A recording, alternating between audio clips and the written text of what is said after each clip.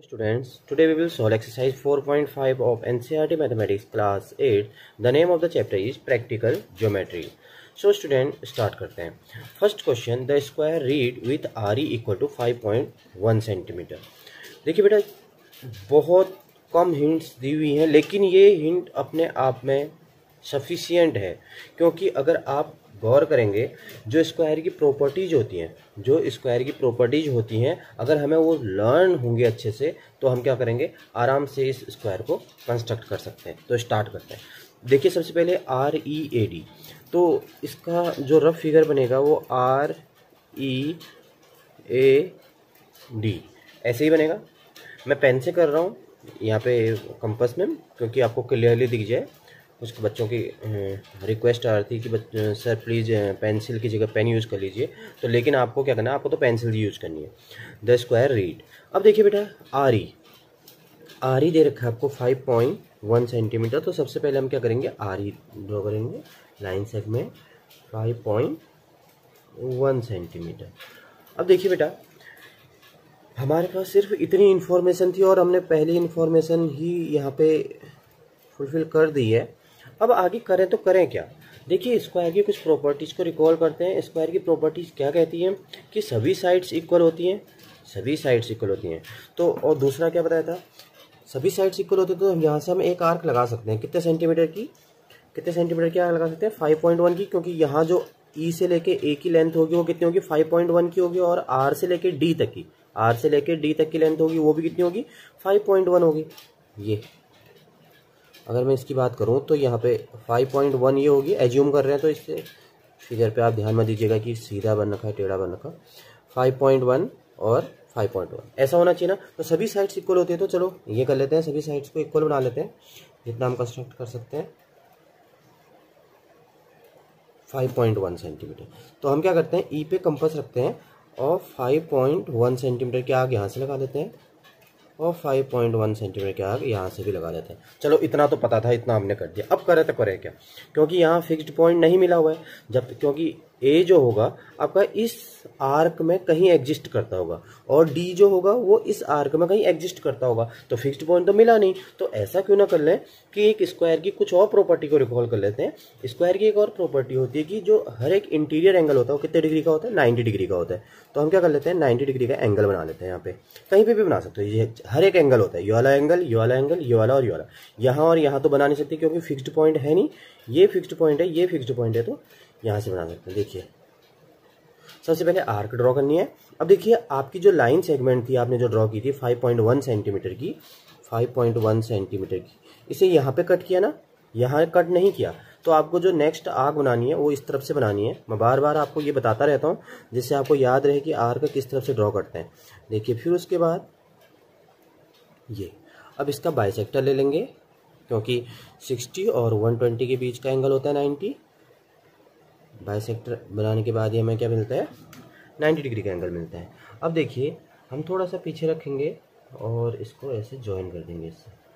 ठीक है. अब देखिए, हमारा जो ये पॉइंट मिला था, ये वाला, ये पॉइंट कौन सा मिल चुका है, REA.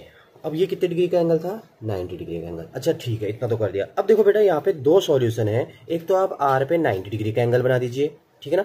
R पे 90 डिग्री का एंगल बना दीजिए और उसको आगे जैसे ये बनाया है ऐसे मिला के, फिर उसके बाद जो यहाँ से लाइन मिलेगी उससे इसको ज्वाइन कर दीजिए. दूसरा, आप एक और स्मार्ट वर्क कर सकते हैं. आपको एंगल बनाने में बार बार नहीं बनाना पड़ेगा.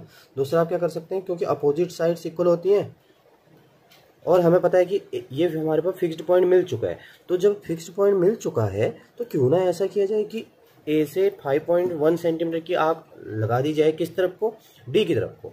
तो हम क्या करेंगे, जैसे ही ये करेंगे तो हमें फिक्स्ड पॉइंट मिल चुका है. अब फिक्स्ड पॉइंट मिल चुका है तो जैसे ही फिक्स्ड पॉइंट मिल चुका होता है तो हम क्या करते हैं, साइड को ज्वाइन करा देते हैं और इससे भी इसको क्या कर देंगे, ज्वाइन कर देंगे. ये देखिए, अब इसको कितना मेजरमेंट था इसका, 5.1 सेंटीमीटर, इसका भी 5.1 सेंटीमीटर, इसका भी 5.1 सेंटीमीटर. तो बहुत इजी कंस्ट्रक्शन थी आपकी. क्या क्या हमने स्टेप्स में लिखिएगा. सबसे पहले, draw line segment RE of 5.1 centimetre, take R and E as center and draw two arcs of 5.1 centimetre.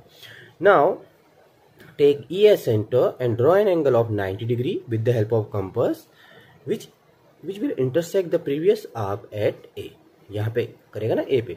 उसके बाद take A S centre and draw an arc of radius 5.1 centimetre which will intersect the previous arc at D.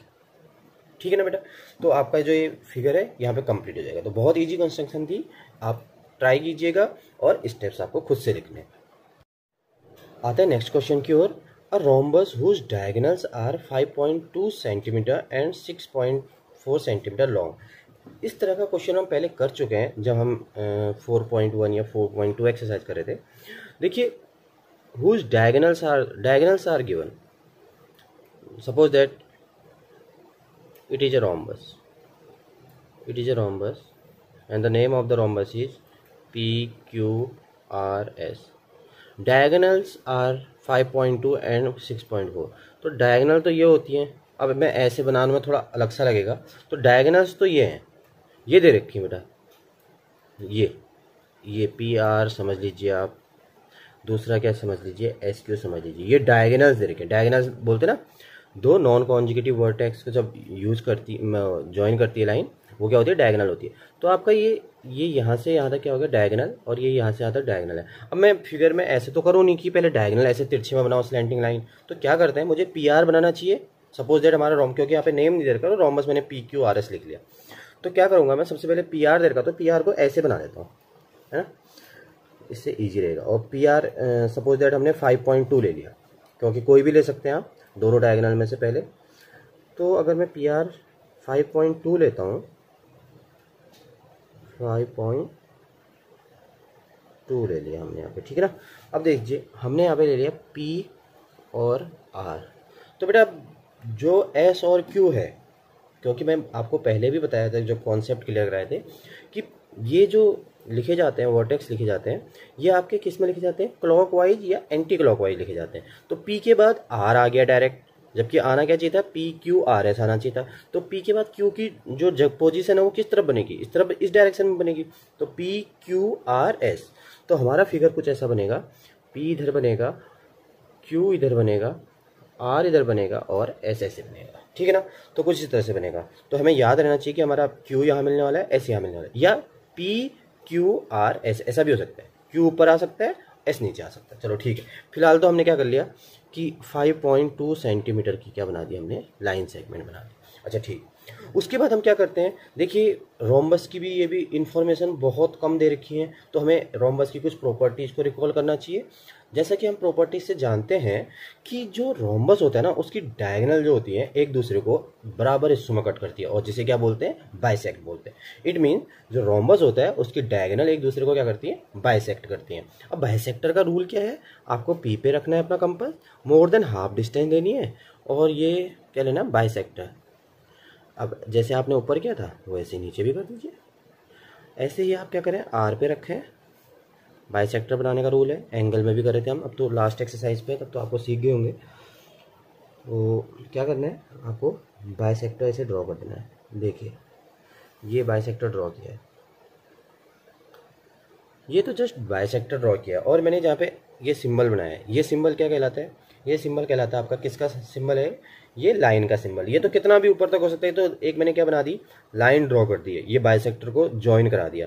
ये हमारे ऐसा नहीं कि दूसरी हमारी जो थी डायगोनल थी वो मिल चुकी है, हाँ वो यहाँ पे एग्जिस्ट करेगी इस लाइन के बीच में, लेकिन ये पूरी लेंथ 6.4 नहीं, क्योंकि तो मैंने जस्ट क्या कर रखा है, बाइसेक्टर ड्रॉ कर रखा है। कोई बच्चा और ज़्यादा डिस्टेंस लेता है इतना, ये देखो कोई बच्चा इतना मोर देन हाफ, तो सबका फिक्स थोड़ा होता है, किसी बच्चे ने थोड़ा ऊपर लिया थोड़ा ऊपर बनेगी आर्क।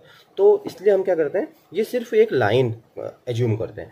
अब इसको करें कैसे। अब देखिए बेटा, दूसरी जो डायगोनल है उसकी लेंथ दे रही है 6.4 सेंटीमीटर, सेकेंड जो डायगोनल दे रखी है उसकी लेंथ कितनी दे रखी है, 6.4 सेंटीमीटर। हम जानते हैं कि जो डायगोनल होती है एक दूसरे को बराबर दो हिस्सों में कट करती है। देखो इसने तो इसको दो हिस्सों में कट कर दिया, देखिए 5.2 था ना, तो देखिए इसको दो बराबर हिस्सों में कट कर दिया है इसने, जो ये वाली डायगोनल आई है दूसरी वाली, ये देखिए इसको बराबर दो हिस्सों में कट कर दिया है। अब देखिए 6.4 को भी ये जो डायगोनल आई है इसको दो बराबर हिस्सों में कट करेगी। तो हम क्या करते हैं, 2 से डिवाइड कर लेते हैं इसको, 2 3 जा 6, 2 2 जा 4। अब देखिए अब 3.2 की कैसे बनाए, इसका मतलब यही तो होगा कि 3.2 ऊपर साइड होगी और 3.2 नीचे साइड होगी, तभी तो टोटल लेंथ कितनी होगी 6.4 की होगी। तो हम क्या कर लेते हैं, इसको चेक कर लेते हैं। 3.2 सेंटीमीटर की रेडियस लेके आर्क बना लेते हैं 3.2, ये हमने 3.2 की ले ली। अब आपको क्या करना है, जैसे देखिए ये इंटरसेक्शन पॉइंट है इनका, यहाँ को ओ मान लेते हैं, ठीक है ना। अब देखिए ओ पे कंपास रखते हैं, देखिए यहाँ पे कितनी सेंटीमीटर की आग लगी ऊपर की तरफ 3.2 की, और 3 नीचे की 3.2 नीचे भी लग गई, क्योंकि बराबर होना चाहिए ना ऊपर नीचे से, डायगोनल बाइसेक्ट करती है। तो इससे यहाँ तक की लेंथ ओ से लेके यहाँ तक की लेंथ क्या होनी चाहिए 3.2, और ओ से लेके यहाँ तक की लेंथ भी कितनी होनी चाहिए 3.2। तो 3.2 और 3.2 सेंटीमीटर, और इसको ऐड करेंगे तो पूरा यहाँ से आता कितना हो जाएगा 6.4। तो मिल गया हमें पॉइंट। अब ऊपर हमने क्या एज्यूम किया था, ऊपर हमने क्या था एस मिलेगा, तो ये पॉइंट नहीं था एस, ये पॉइंट था एस जो अभी मिला है, ये और ये कौन सा है, ये क्यू है। अब हमारा लास्ट जो काम है वो क्या है, इनको ज्वाइन कराना। इससे इसको ज्वाइन करा देते हैं, इससे इसको ज्वाइन करा देते हैं, ठीक है ना, इससे इसको ज्वाइन करा देते हैं।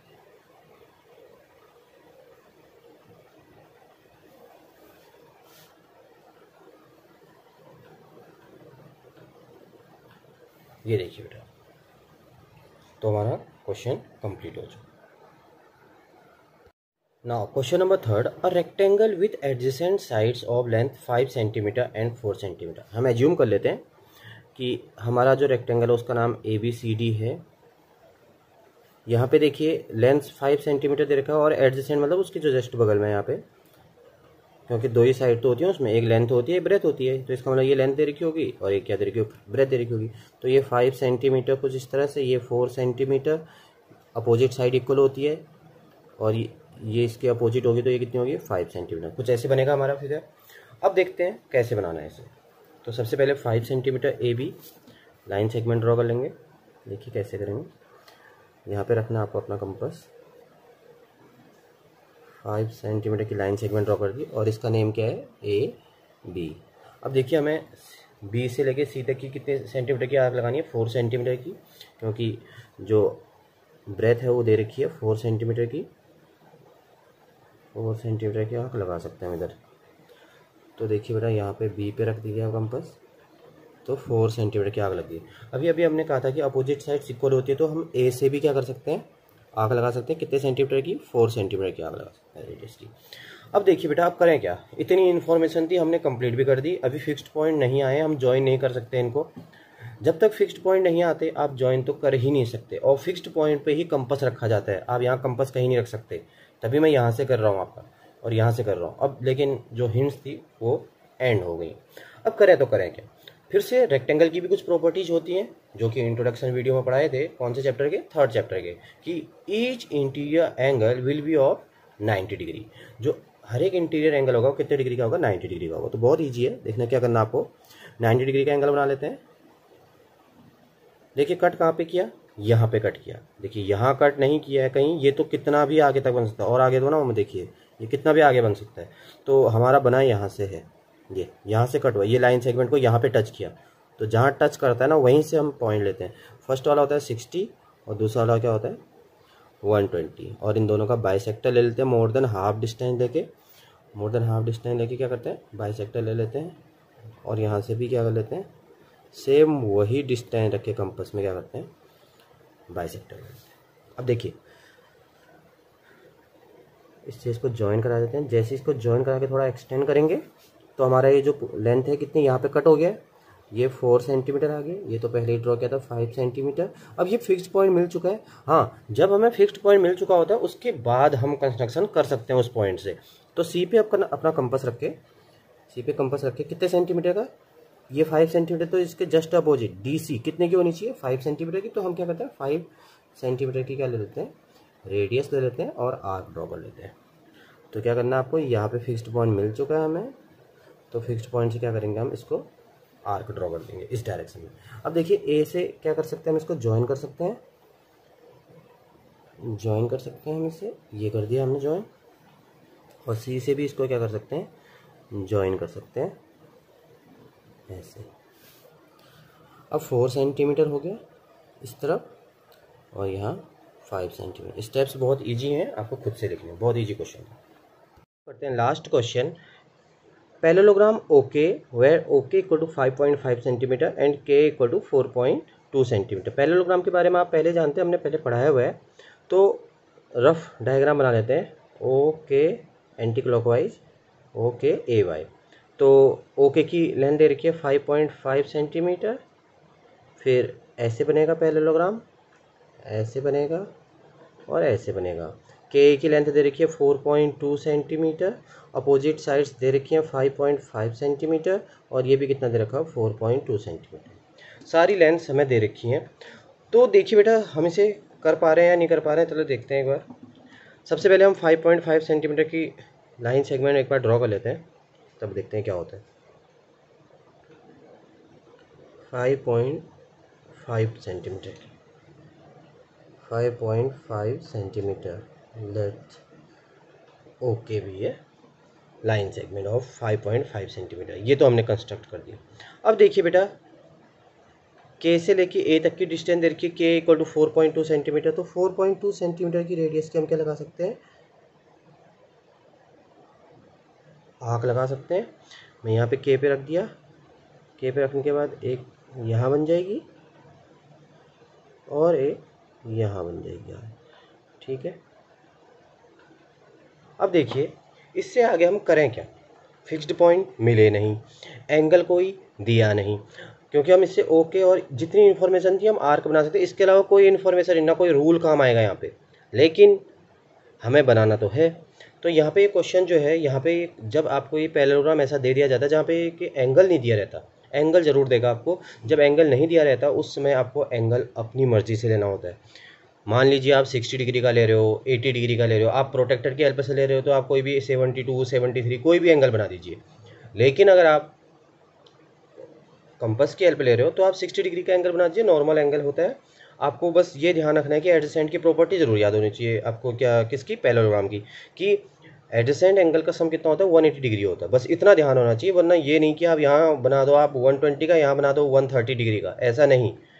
आप बनाएंगे तो अपनी मर्जी से, एंगल तो आप अपनी मर्जी से लेंगे, लेकिन प्रॉपर्टी फुलफिल करना चाहिए, है ना। तो आपका जैसे मान लो आपने यहाँ 120 ले लिया तो यहाँ 60 का होना चाहिए, तो दोनों के सम कितना हो जाए, दोनों का सम 180 हो जाए। यहाँ 110 ले लिया तो आपका यहाँ कितना बन सकता है, 70 बन सकता है। तो ऐसे आप ले सकते हैं। तो मैं यहाँ पे कंपास की हेल्प से ले रहा हूँ, तो आप चाहे तो प्रोटेक्टर की हेल्प से भी बना सकते हैं इसको, आपकी छूट है। तो मैं 60 डिग्री का एंगल बना रहा हूँ यहाँ। तो 60 डिग्री का एंगल बना के फर्स्ट ये आपका ऐसे हो जाएगा।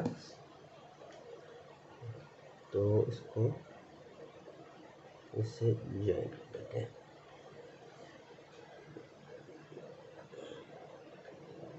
ये आर्क यहाँ पे छोटी पड़ गई तो इसको हम थोड़ा आगे कवर किया।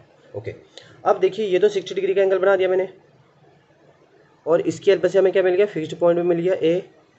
अब देखिए बेटा, ये 60 डिग्री का है तो इसको कितने डिग्री का होना पड़ेगा, इसको 120 का होना चाहिए। बस आपको ये ध्यान रखना है, एंगल आप अपनी मर्जी से लीजिए, लेकिन एडजेसेंट एंगल का सम कितना होना चाहिए, एडजेसेंट एंगल का सम 180 डिग्री होना चाहिए, ठीक है ना। तो ये 60 हो गया, तो यहाँ पे कितने डिग्री का एंगल बना सकते हो आप, 120 का। 120 का ही बनाना पड़ेगा आपको अगर आपने 60 का उस तरह बना दिया है ना, क्योंकि सम कितना होना चाहिए, 180 डिग्री होना चाहिए। बार बार मैं आपको इसलिए बता रहा हूँ, आपको याद रहे। पहली आर्क 60, दूसरी आर्क 120। अब देखिए आज ये हो क्या रहा है, जो भी एंगल हो रहा है आर्क छोटी पड़ जा रही है ना। तो देखते हैं यहाँ पे, इसको दोबारा से बड़ा कर देते हैं, कोई बात नहीं, ठीक है। अब हम क्या कर सकते हैं, इसको ज्वाइन कर सकते हैं।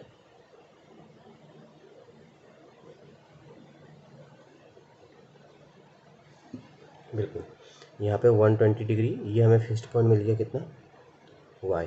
देखिए अब इसकी डिस्टेंस कितनी थी, ये तो हमने पहली आर्क बनाई थी 4.2 सेंटीमीटर की, ये ऑटोमेटिकली आपकी 5.5 सेंटीमीटर हो जाएगी, ये 4.2 सेंटीमीटर। अब ये तो हमने बना दिया। उसके बाद ये पूछा इज इट यूनिक। यूनिक मतलब कि क्या ये सबसे अलग है, no it is not unique. क्योंकि अगर यूनिक चीज़ क्या होती है, यूनिक वो होता है बेटा रेक्टेंगल।